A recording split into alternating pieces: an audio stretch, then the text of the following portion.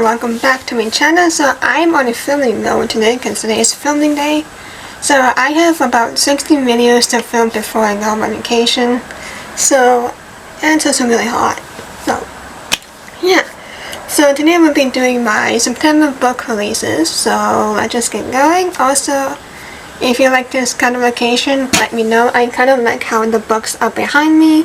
Ignore the doors that are beside. That's just how I like with the bookshelf. So yes, all the goodies. So let's see what the September book releases are. My first book is Our Cup of Soul by Danya Helm. There is something haunting Nuhan's childhood home in Hafia. Cats avoid the perimeter, strange noises come from within, and residents have mysteriously vanished without a trace. Although Nuhan has not returned to her home since the Nakba in 1948, she always held a place for the house in her heart, and in return the house did the same for her. After Nuhan passes away, her granddaughter Marina is determined to visit her grandmother's home after a lifetime of being kept in the dark about her cultural and family history. Marina's mother, Haifa, named after for the city that was lost to the family, reluctantly agrees to her trip, though she knows firsthand that some secrets are better left buried. But the house is no longer a home, and is a painful, festering wound that infects everything it touches. The more Marina digs into her family's past, the sicker she becomes. Despite Nuhan's ghostly warnings, Haifia rushes to help her daughter. As the three women converge in the ancestral home, they must put the haunting to rest before the secrets of the past drown them all. So this book is 3 generations of Palestinian women who must put the haunting of their ancestral home to rest. So I never read books about Palestine, so this will be interesting. It comes out on September 22nd. Let's lower you down a minute. Okay. My next book is Death in Verse by Julie Liu. The first ferry of the new term arrives in 6 days. Let us hope it finds you alive and well. When Bronte Cat's murder vanishes, the only clue she leaves behind is an invitation to a retreat for magical poets. Determined to find answers, Bronte attends in her mother's place by masquerading as the esteemed Dr. Saphir Cade. But when Bronte arrives at the Valley School of Poetry, she finds the island abandoned, save for 6 other confused poets. One line of an unfinished poem, an anonymous host who issues a chilling ultimatum through an enchanted gramophone. Complete the spell and they may return home on the next ferry. Fail and they die. There's another problem. Bronte isn't magical. With escape impossible, the body count rising, and her mother still missing, Bronte forms a wary alliance with the free-reading yet brilliant Mallow-Fang. Together they race to unmask their host before Bronte is exposed, or was the next victim. Comes out on September 22nd. My next book is Buried in the Woods Below by Daniel G. Miller. Some memories were never meant to stay buried.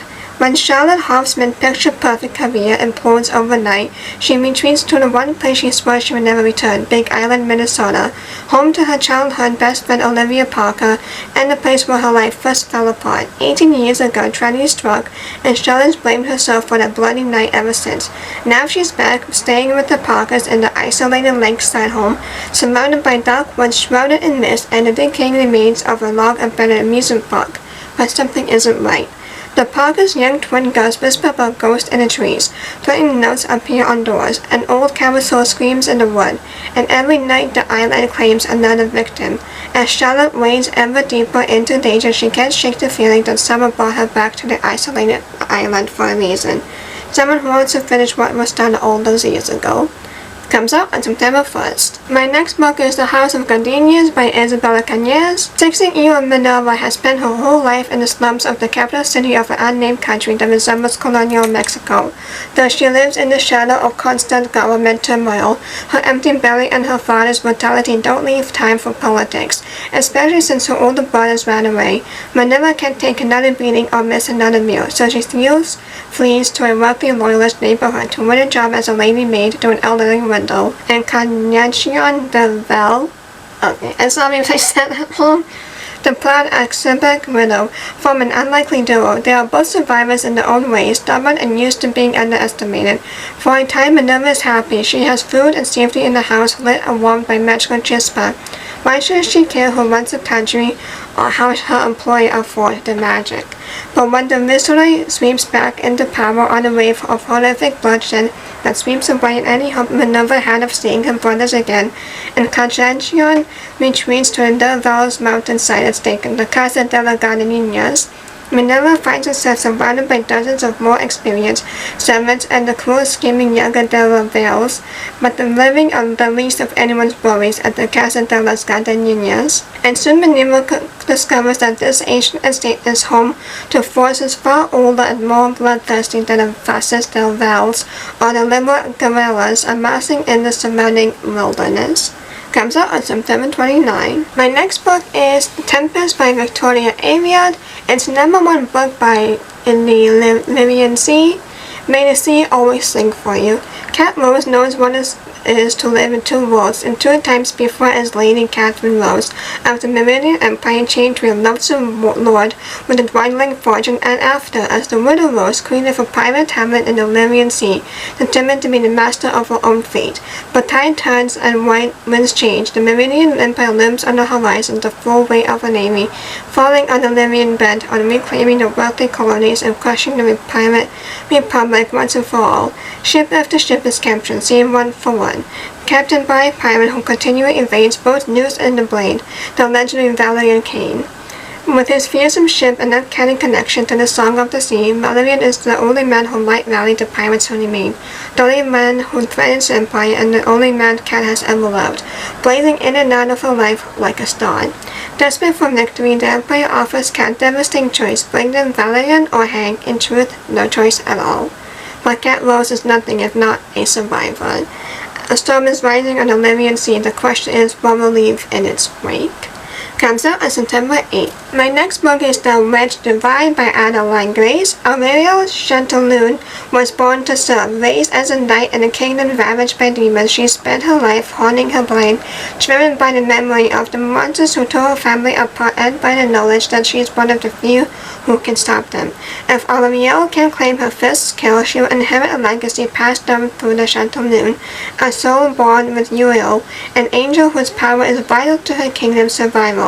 But when those she loves begin turning into the very monsters she is sworn to destroy, Aureliel is forced to seek help from the last place she ever imagined.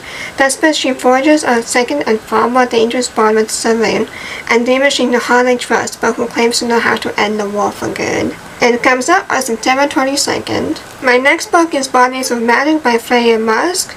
At the Academy of the Grand Duchy of Sixur, every magic with its healer's gift has 5 years to master the power and to prepare for the infamous Grand Exam, a 5-day trial whose results will determine the entire future. The list of exam rules includes: you will perform 5 practical cases, your exam group is chosen at random, you pass together or fail together. It does not include: on the first day, your exam group will find a classmate's dead body in the exam hall. And as they will soon discover, this particular group all have something to hide, and all have a connection with the dead girl, a brilliant scholar who would have been first in the class. 5 scholars, 5 secrets, 5 days in which to solve a burn or pass the most important exam of their life, and uncover a secret larger than all of our own combined, on one with the potential to change the world. Are you ready? Let's begin. Oof, I love that. Comes out on September 15. My next book is Beyond the Graves, Weights, Mist, and Sea by Kathleen Kaufman. 20 nautical miles off the coast of Boston lies Belle Island, shrouded in fog, mystery and legend. Historically a refuge for women fleeing the history of the Salem witch trials in the 1600s, and a way station on the Grand Railroad for runaway slaves in the 1800s. And the island is isolated and rumored to be haunted by spirits and other things. It is to Belle Island that microbiologist Harper Howell ventures in search of evidence of a new species of octopus, thalas, possibly lurking below the swirling water surface. Along with her equipment and her luggage, Harper carries with her burden of past trauma and vivid recurring dreams. Swept up in an unexplained phenomena ranging from increased seismic activity and a bulk capsizing rogue reef to encounter with island creatures that defy explanation, Harper looks to the island venerated, a mysterious mirror for answers. Lady Lorena Bell comes from a single matriarchal line that has ruled the island for 400 years and seems to have been expecting Harper's arrival. and is within the walls of Bell Manor, and Gothic grandeur matched only by the intensity of Harper's deja vu that she discovers the 1690 journal of a young woman accused of witchcraft. As the tsunami threatens the island, Harper finds herself on the verge of a revelation that will ultimately unlock the mystery of her haunted dreams and disclose her true purpose on Bell Island. This reminds me of the Bell Witch, which is actually a legend itself in real life, but I don't know if it's based on that. It doesn't seem like it, but it comes out on September 29th. My next book is The Gods Will Sing Our Song by Autumn Close. And divine favor can change everything. 1942. War rumbles across the world, gods stir in the wind, and two lives are set in a collision course that will change him forever. 17-year-old Ren Hamada has always been defined by his troubled past, while Violet Aventunia has only ever worried about keeping her straight A grades and helping her parents run their beloved print shop. The two have little in common beyond the old magic and thumbs in the Warren family relics, and the fact that they're Japanese American in a country determined to cast him as the enemy. Forced out of their home and into ramshackle water barracks in the California desert by the U.S. government, Ren and Violet collide in the barbed wire world where everything they thought they knew is upside down. The magnetic pull between them is the only thing that makes sense. But there's more than just the desert dust rolling in the air. God walks among them, his smaller form tailored into the camp, and only Violet and Ren hold the key to freeing him. An act that would earn them an immeasurable reward, yet with tensions rising and their lives on the line, is even divine favor powerful enough to save them? Comes out on September 1st. My next book is In the Woods They Wait by Kelly Lee South. 15 years ago, Audrey Fink's little brother Benny vanished on a family vacation to Devil's Den State Park, and they split her life in two. Now Audrey is a park ranger in the very same woods with expertise in wilderness search and rescue. Audrey has found a victim into her training new rangers, tending to injured hikers, protecting the backcountry, and still searching. When the little girl Ivy suddenly goes missing on the trails, Audrey can't help but notice the similarities to her own brother's case. As Audrey widens the scope of her search, she begins to believe Ivy wasn't really lost. It looks like she was taken by something, and maybe Benny was too. Yet the closer Audrey comes to answers, the more old memories push to the surface. Audrey is haunted not only by her brother's loss, but a terrible secret from that day. A secret she has never shared with anyone. Comes out on September 22nd. My next book is The Palace Beneath the Sea by Lauren Rosenborn. A great love, a mysterious kingdom beneath the waves, a devastating betrayal. A doomed love story created by the City of Wise, and it's fitting that another one would end it. No one is sure that her life's purpose is to defend her beloved coastal city of Wise as a lighthouse keeper, but when the dangerous unnatural tide threatens Wise, the queen instead tasks Noelle with collecting enough rare sea silk to shield the city from the deadly monsters who lurk deep beneath the waves. Determined to fulfill her task, Noelle recklessly puts her life in danger, only to be attacked by the very creatures she's trying to defend her city against. She's saved by Mulvan, a member of the Koringas people, with the torso of a human and the tail of a fish. Against her will, Mulvan drags her deeper into the ocean to the coral palace of beloved Wise. Although no one is terrified and homesick, beloved Wise is also strange and beautiful, as is Mulvan. The more time no one spends below the surface, the less she is sure she wants to leave. As danger draws ever nearer to her homeland and Wise remains precariously unprotected, no one must decide between her heart and her home. That kind of reminds me of Wind Waker. Oh, I love that game. Comes out September 15. My next book is Witch Daughter by Tanya Zbathania. Rumors of witchcraft follow Princess Tamina like a storm cloud, making it possible for her to secure herself a marriage or any kind of future. With the fund of the king's health in question, it becomes shockingly clear how desperate her situation will soon become in his absence. If she doesn't act now, she will quickly find herself destitute and desperate. Tamina seeks out a prophecy from which she learns she will fall in love with a warrior of great renown named Rostam and bear him a son. However, she is warned this match is a dangerous one for her. Heedless of the warnings, Tamina boldly orchestrates a meeting with Rostam, and the two develop a close friendship and ultimately fall in love and marry. At the peak of her joy, Tamina gives birth to Solab, Boston's son. An altar stood to mean learns the tragic second part of the prophecy. Father and son will meet as enemies in battle, and one will die at the hand of the other. What follows is a mother's desperate attempt to undo the threads of fate and try to protect her son at all costs. So this is of Flower Laws in Ancient Persia. So that's really fun. And it will come out on September 22nd. My next book is Menstrual by Madeline Miller. A cursed father, a gifted daughter. Menstrual, daughter of the king of Terrestrial, is granted a unique gift by Poseidon, the ability to transform into any being she can imagine. Her father, on the other hand, is cursed. A punishment for disrespecting the goddess Demeter is he is in possession of an unnatural and insatiable hunger. They wrote in Menstrual such as using her new gift to help her father, but if his hunger is bottomless, how much will he take from her? Soon as she must decide, she will keep helping her father survive or finally break free. Comes out on September 29th. And for book is Gonna Cersei, I'm excited. Now my next book is In These Golden Ghostly Hearts by Gwendolyn Christie. In 1955, Daisy Buchanan is found dead in an abandoned West Egg mansion, but her daughter Mel knows she's really been gone for years. No one knows whether Daisy was murdered or if it was a simple, slower death, her years-long spiral of alcohol, abuse, and helplessness. But when Mel enters the estate, she finds Daisy ghost somehow frozen at 23 and a charming, bleeding phantom that used to be Jane Gatsby. To free her mother, Mel must carve a path through family secrets and decaying revelers, deep into Gatsby's starving house, and gorges herself in unfulfilled love and grows stronger every night. Comes out on September 15. We are almost done. My next book is Our Strange Duet by Aaron A. Craig, and this is a retell of Phantom of the Opera. I love that. Garrett Butler, hello. Inspired by Gaston Leroux's 1910 novel Le Fantôme de l'Opéra, Andrew Lloyd Webber's The Phantom of the Opera tells the story of a mysterious masked figure who lurks beneath the Paris Opera House, exercising a reign of terror over all who inhabit it. He falls madly in love with the young soprano Christine Daae and devotes himself to nurturing her extraordinary talents, employing all of the devious methods at his commands. Our Strange Duet extends Christine's emotional journey and her agency within the sweeping atmospheric opera. Ooh, I love that. Comes out on September 1st. My next book is The Siren's Kiss by Leslie Vedder.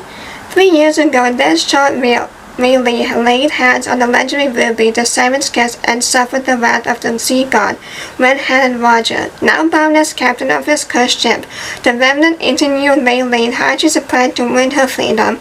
Everyone knows that Red-Headed Roger's heart was stolen by the Sea Witch. If she can get it back, she can barter her release. But Lee isn't the only one with the score to settle. Fairy Marine lost her brother to the Sea Witch, and she comes to the surface to get him back and save the last remaining mermaids at all costs. When Marine learns afoul of the infuriating cursed pirate Lee sparks fly, and all her plans go up in flames. Now the only chance they have is each other. Swashbucklingly, sea monsters, pirates, kings, siren songs, and stolen hearts. And this is Pirates of the Caribbean meets The Little Mermaid. How cute. Comes up on September 1st. My next book is Malevolent Swords by Delia S. Dawson. Her story begins once upon a nightmare. Maleficent believes she is destined for great things. In her hometown, only fairies with sprout wings at age 16 can learn magic. And through her family who looks down on her, she knows that once the wings appear, they will finally recognize her potential. But when the unthinkable happens and Maleficent is denied her destiny, she joins up with 4 other teens bent on defying their fate to venture beyond the tower's borders. A mysterious force pulls the Maleficent, leading the group to an abandoned castle perched on a mountain. The strange place seems straight out of a dream, providing everything they need to survive and creating new rooms at will. But something sinister is afoot. All the exits are blocked as shadows haunt the halls. As fear paranoia tear the group apart, Maleficent is more determined than ever to be the mistress of her own destiny. In exchange for the magic she has long desired, she will do anything. I always love Maleficent as a villain, so this will be interesting. Comes out on September 1st. Alright, and my final book is 1,000 Nights by Nadia Hassad and Instad Kadhani. On her way across the desert, fleeing the soldiers who have destroyed all she knows, one refugee meets another, and another, and another. As they travel together on a journey in search of safety, they take turns telling one another stories woven in the imagination, tales with echoes of the reality they face now, tales of young people stolen away by Jin, and tales of siblings rescuing one another, tales of lands and moats owned by settlers and abandoned by rain, tales of magic found in caves, deserts, mountains, lakes, and above all, in people. Community and fate, with the flame story written by Namsia Asad and Intisa Kahani, drawing on the mythologies of the legends of the cultures. This extraordinary and Intisa Kahani, interwoven with stories from 15 additional authors of various backgrounds, drawing on the mythologies and legends of the cultures. This extraordinary collection will appeal to lovers of fantasy and those who are looking for books that center refugees and diverse narratives. So these stories are contributed by Hannah Akihal, Sarah Shadabeg, Loretta Shauni, Heba Halhim, Zainib Holridge, Asam Zanathan Khan, Diana Ma, Ado Omer, Hanin Olikat, Sada Mukhalmana, Farah Nash Missy, Layla Sabreen, Zeba Shahanaz, Lim Sukuhari, Zaini Kutubuddin. And this is a reader of Arabian Nights featuring 16 Muslim women writers. So that's pretty cool, and I'm quite excited to read this. Comes out on September 8th. And those are all the books that will be coming out in September. Let me know if I missed anyone. I'll put honorable mentions if I am not got it all in one, if you will. So yeah. Otherwise, let me know what books you're excited for September, and please like, comment, subscribe so you'll be notified every time I post. I'll see you on my next one. Bye!